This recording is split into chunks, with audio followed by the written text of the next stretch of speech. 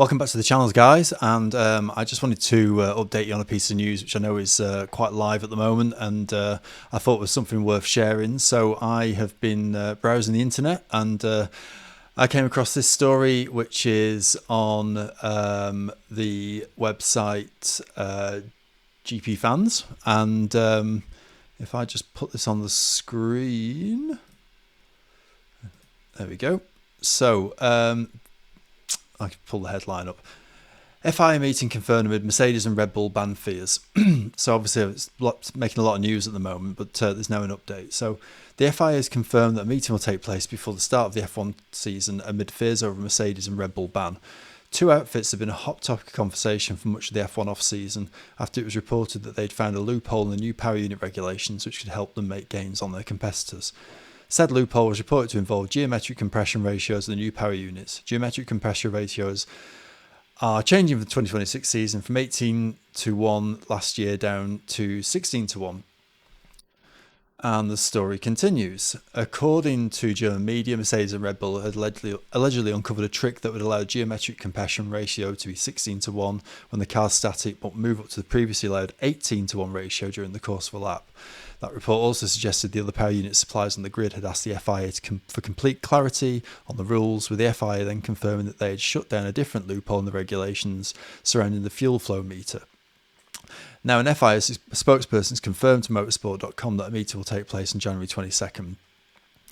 Blah, blah, blah. And then, it's like, yeah, well, it's a regular meeting, blah, blah, blah, blah. Now, whether it's a regular meeting or not, I think is debatable, because I think we will find that actually this is really the focus of attention.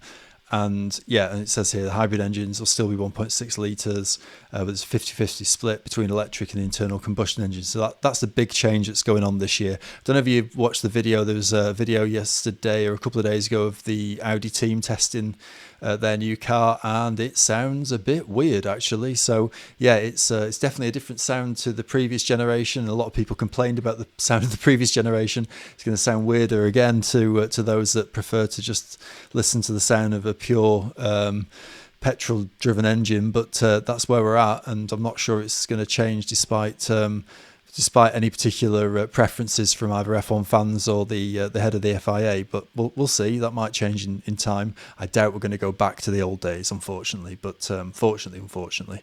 But yeah, so the whole point of this story, which is about the fact that Red Bull and Mercedes seem to have found a loophole, I think is interesting, because I think it's quite likely that what we're likely to see from this is that there will be probably some sort of a clampdown from the FIA. I think it's probably something they want to nip in the bud before the start of the season. I mean, I can think back to previous seasons where there were regulation loopholes, or very clever, and this is why the big teams are paying paying engineers all this money to find ways around the regulations. The regulations they're not the law, they're regulations. So obviously everyone's trying to find the way to maximise them.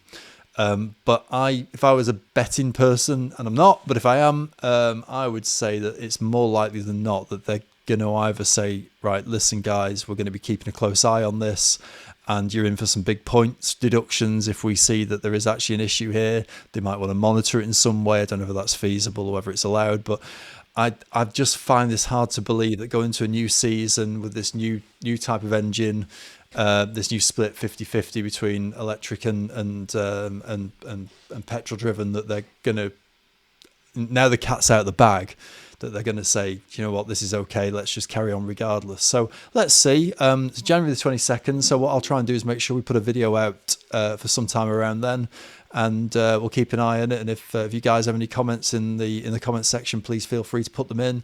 I'm interested to know what you think. Do you think it's okay that they're finding ways around these regulations? Do you think it'll make it more exciting? What are your thoughts? But my thoughts are that as long as they can prove that actually they are still within the regulations, I'm all right with this, because I think that those companies that have spent the most time thinking about how to maximise their chances should be allowed to do it. But that is a real debate because, you know, you've got some teams that have got, you know, significantly reduced budgets that don't have necessarily the wherewithal to be able to do this in the first place, let alone then come up with the solution. That's one argument. The other argument is, well, you know, actually some teams are just better at figuring out a way to manipulate the rules or get the most out of the rules. And it happens all the time in F1. I mean, if you think about all the teams that get tested, or actually the lack of teams that get tested after a Formula One race, it's interesting because you know, I can think back to Hamilton and also McLaren, obviously controversially towards the end of the season, getting disqualified because of the depth of the board underneath the car. You know, these are like tiny infringements, but in the whole scheme of things, they can be the difference of 0.2, 0.3 a second, which is not tiny. So, you know, you can understand the argument on both sides. You can certainly understand the argument on the side of parity and people saying, well, actually, you know, this is not fair, so let's stop it. The other side of it could be, these guys have taken a lead here, you know, maybe you need to catch them up. I'm sort of on the fence about it, which you can probably tell, but I think it would be a bit of a shame if everything is so regulated to the point where no teams can be creative. You know, I think the Adrian Newey's of this world in this generation would struggle if that's the case. So let's see what happens. I'll put a note in to look at this again on the 22nd of January, so you don't have to. And I'll put another video out shortly thereafter when well, as soon as we hear something that's worth hearing. So I thought I'd share that with you. Wish you a good day, and please like and subscribe. Tell your friends. Let's get some more people on board, and I'll see you soon. All the best. Cheers. Bye.